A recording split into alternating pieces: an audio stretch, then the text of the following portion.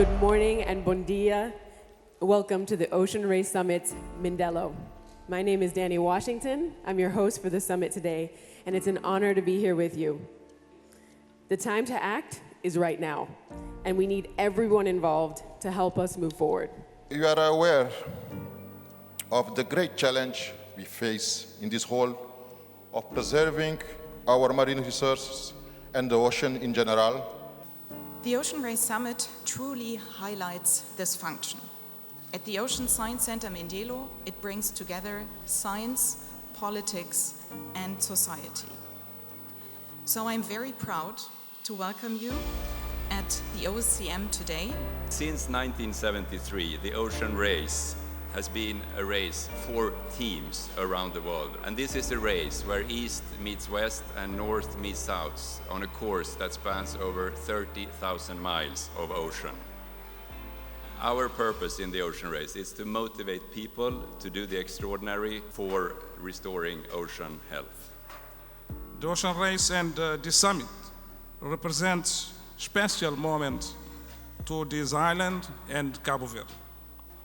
We did it with professionalism and passion. We showed that together we can be stronger. We gather on the shores of the mighty Atlantic Ocean today to celebrate something special, the inspiring courage of women and men sailing this grueling 6-month race around the world. The ocean supports the air we breathe, the food we consume, the culture and identities that define us, the jobs and prosperity that sustain us, the regulation of weather and climate, and billions of animals, plants, and microorganisms that call the ocean home. The ocean is life. Dear friends, ending the ocean emergency is a race we must win.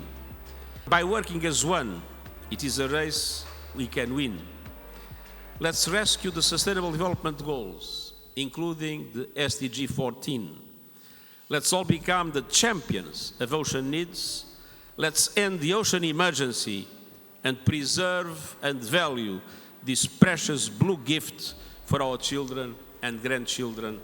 Muito obrigado. Sport competitions are a unique opportunity to reach out to a vast community and to promote sustainable behaviors for people and for the planet. All efforts contributing to recognize the ocean's role to enhance oceans protection, to enhance the implementation of states' obligations, to mobilize action and goodwill, and to raise awareness on the ocean's rights shall be supported. Next, I would like to introduce an exciting initiative by the Ocean Race and the UN Secretary General's Special Envoy for the Ocean, Peter Thompson, named Relay for Nature. It's to help give the ocean a voice and connect environmental conferences, summits, and gatherings, and bring the ocean to the forefront of the conversation about solving the climate crisis. Please, a round of applause for Boris Herman. I would like to kindly urge you, all leaders, to spread the word and spread the message that we take on this racing attitude that we as sailors out there perform, and that is demanding everything from us and very tough to be at the top level in every moment. But that's what we all need to do in the area of climate action and ocean preservation.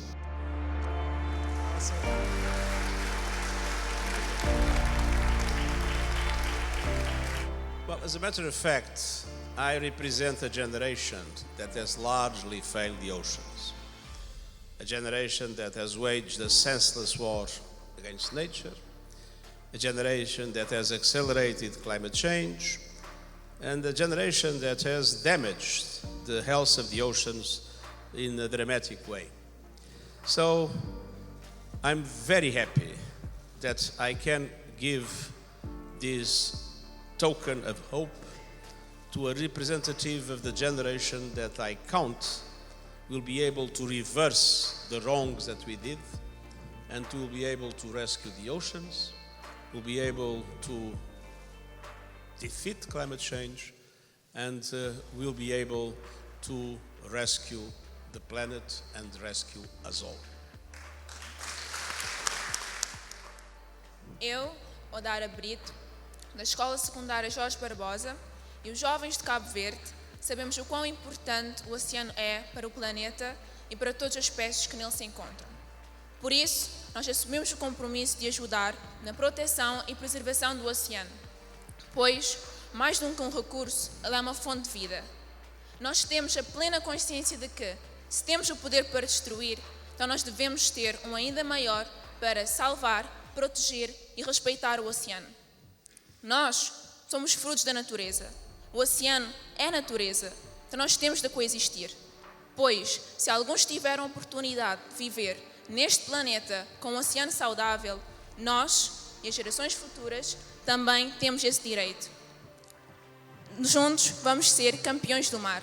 Let's fight for the ocean rights. Right, yes.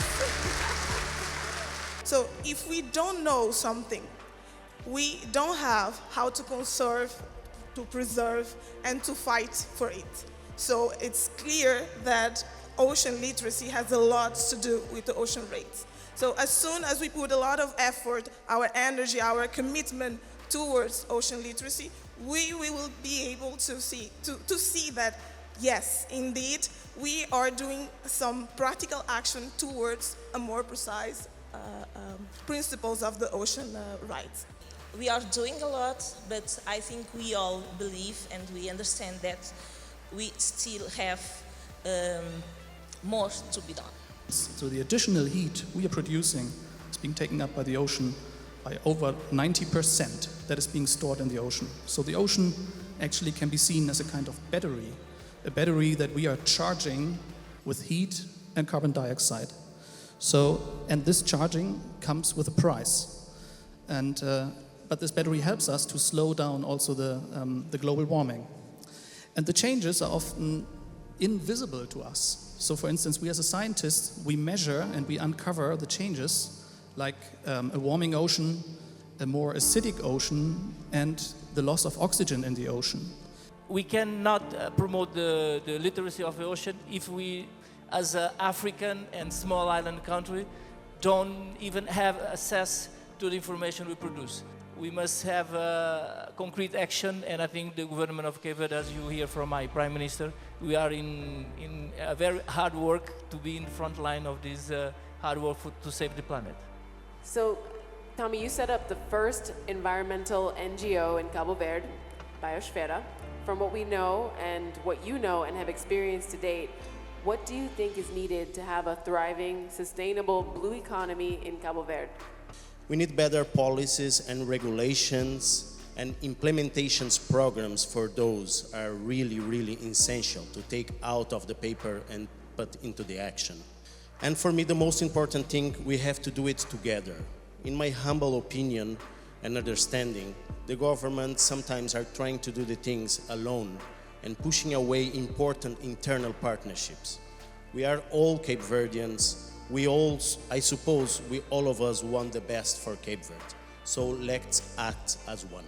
Capacity development in the ocean science, like in any other sector, must be sustained by political measures to develop the ocean economy and ocean governance. It's the third time the Mir-Puri Foundation is involved with the Ocean Race because of this uniqueness in a way of raising awareness. On ocean conservation and marine conservation, the Mir-Puri Foundation has been leading initiatives and projects to make the world a little bit more sustainable, one step at a time. Não podemos atingir os nossos objetivos de emissões zero sem ter em conta o papel determinante que os oceanos desempenham na regulação do clima e como grande sumidor de CO2.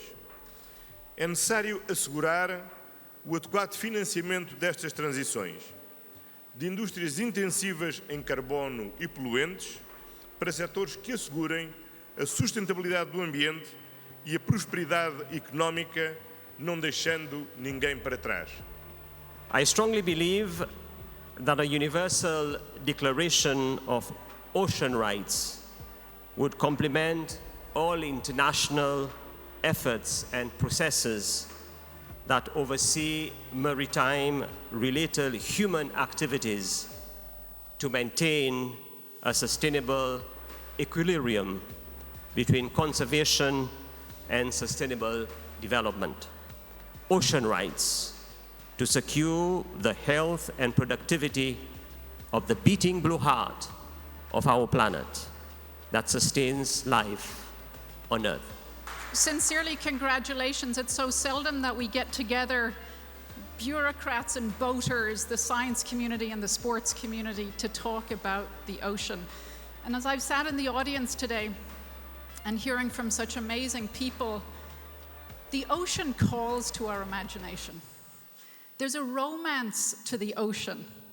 Whether when we heard about the amazing biodiversity just here in Cabo Verde, the fact that even as our world gets smaller and smaller, we're still finding new things in the ocean. It's amazing. There's a romance around the fact that it's in the ocean. We still hunt and gather, a tradition that we've had as humans for thousands of years. But just as the ocean calls to our imagination, at the World Bank, it calls to our mission, which is to help create a world without poverty. And to do that, we have to integrate development, climate, and nature. The ocean is the largest living system we know on Earth, and its mysteries, capacities, and limitations are quickly becoming front and center for the human community. As we've heard at today's summit, there's no time for turning our backs on the challenges human industrial activity has presented to a once healthy ocean. So the objective here was really creating a sense of financial autonomy to escape these injustices and inequalities of the financing system, to promote the independence of Cabo Verde, moving beyond aid in its quest for financing the blue economy and sustainable development, and having a decentralized mechanism where a market-based solution could draw on local knowledge, capacities, and interests. É preciso, por lado, a literacia do oceano, para podermos compreender a sua importância. Não se pode proteger se não amarmos. E não podemos amar sem conhecermos. Falamos muito da literacia financeira, mas é fundamental que coloquemos na agenda a literacia em relação ao oceano. The major milestone that we can say, because like you said, we had a big ocean state, was a couple of months ago in November 2022, when there is a presentation of the blue taxonomy and the regulation for issuance of blue bonds, meaning there are not many countries in the world that have blue taxonomy. I'd also like to start by thanking the Ocean Race for really driving the issue of the concept of ocean rights and having a sports competition with a purpose. You asked me about my best advice, and I don't think I have a better advice than saying that we need to wake up. We really are facing a very, very acute situation in our ocean. But let me tell you this, it's not enough to agree to do something. We have to do something. And this is about the ocean race, but it's about a race against time. We don't have more time. We have to really start acting. One is from Johann Coet, that is a German. He's a poet and studist, and he said, to think is easy. I don't know if it's so easy, but he said that to think is easy, to act is difficult, to act as one thinks is most difficult. Diria que a maior parte destes fenómenos são fenómenos naturais, mas o que nós estamos a ver é, na verdade, o aumento da frequência dos acontecimentos. E é evidente que isto afeta muito os ecossistemas, desequilibra os ecossistemas, traz grandes danos aos sistemas alimentares. In my school we have 100% ecologic energy, so we focus on that because we work with the wind. I think we need to take the profit of that, We want to take care about our nature, so we can combine all these things together. Well, I think, Mr. Minister, there's also the question of there's areas, and this goes with the Minister of Environment that was previously up here, just to not build anything. Punta Preta, it's the most beautiful natural golf course, but in a wave. It doesn't cost us any money. We just have to not touch it. We have to create a sustainable economy and society that we use the wind and the power of nature and the waves and the energy of the ocean and the energy of the sun. It should be enough to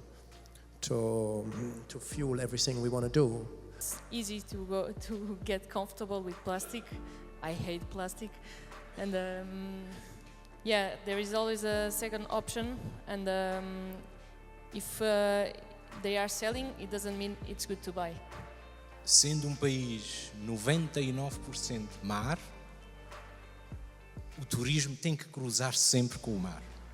E o nosso principal segmento do turismo reside em atividades náuticas, seja o turismo da praia, atividades náuticas, desportos náuticos.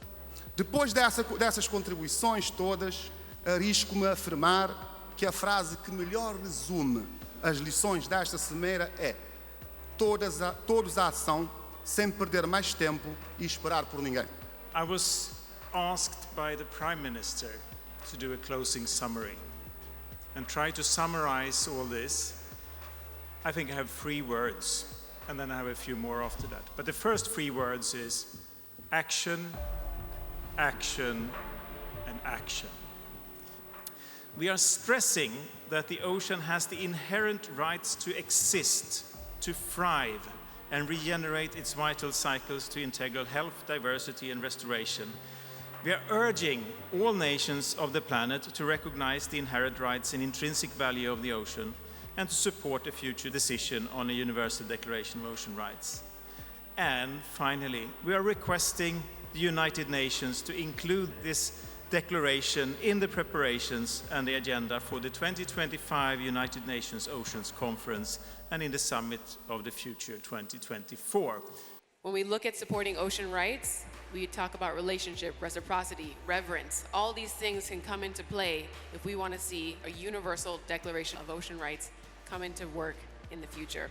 We also want to thank our premier partners with the race, as well as the founding partner of the sustainability program, 11th Hour Racing. And if you'd like to take action, as we've mentioned many times today, you can join the One Blue Voice campaign. Our values must align with our actions, and somehow we can do it if we do it on our own first as individuals, but also collectively as people who share similar values and care for the ocean.